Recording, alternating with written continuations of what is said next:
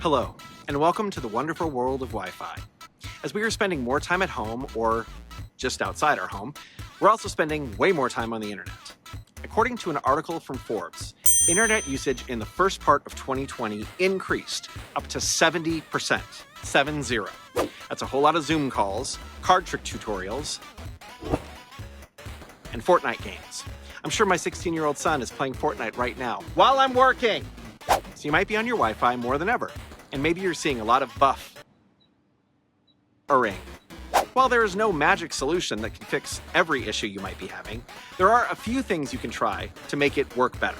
First, some trivia. Do you know what Wi-Fi means? Sometimes people say it stands for wireless fidelity, kind of like hi-fi, but that's just not true. It stands for absolutely nothing.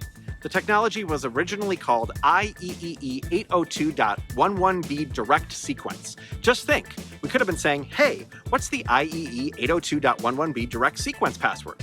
Oh, it's just password? The group behind that technology were looking for a catchier name, and they hired the same marketing company that came up with the brand name Prozac.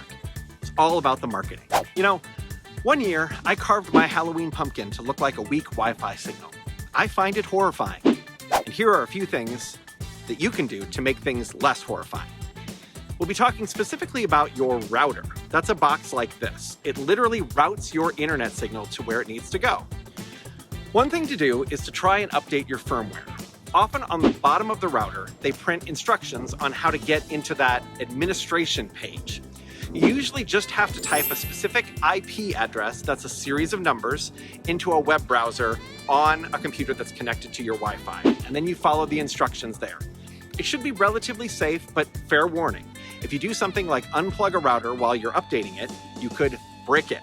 That's internet slang for turning your nice, fancy device into the equivalent of a brick. So be careful and follow all of their instructions. There are other things in this administration page that can help, like changing your router to 5 gigahertz instead of 2.4 gigahertz, or turning on QoS settings that can help prioritize things like downloading files and playing games. But that's getting a little advanced. Proceed with caution. Another thing that's a lot easier to try is changing the location of your router. So let's say your internet connection comes into the wall behind your TV. You might think to put the router there and hide it inside the television cabinet. And that right there might be why you have a bad signal. Try moving it to another spot and definitely get it out of that cabinet. That's kind of like putting a radio in a box and then acting surprised that it can't pick up KS95. Try to get the router as close to the center of your house as you can. And it might seem a little counterintuitive, but putting it up closer to your ceiling can help too.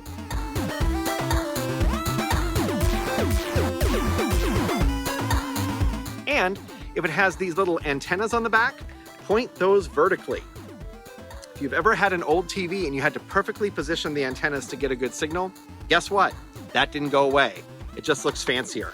Also, if you are willing to spend a little bit more on your setup, you might consider a mesh network. That's what I have. It's basically multiple routers working together to provide internet everywhere. I have one in my bedroom, on the main floor, in the family room, and in the basement. Companies like Google and Eero make these. Again, they are more spendy, but I've found a lot more consistency. As with pretty much any technology, there aren't one-size-fits-all solutions. But I also think it's great for people to have a better understanding of things they use every day. So play around a bit and see if you can make it better. Oh, and one more thing. I didn't actually freeze. Good luck.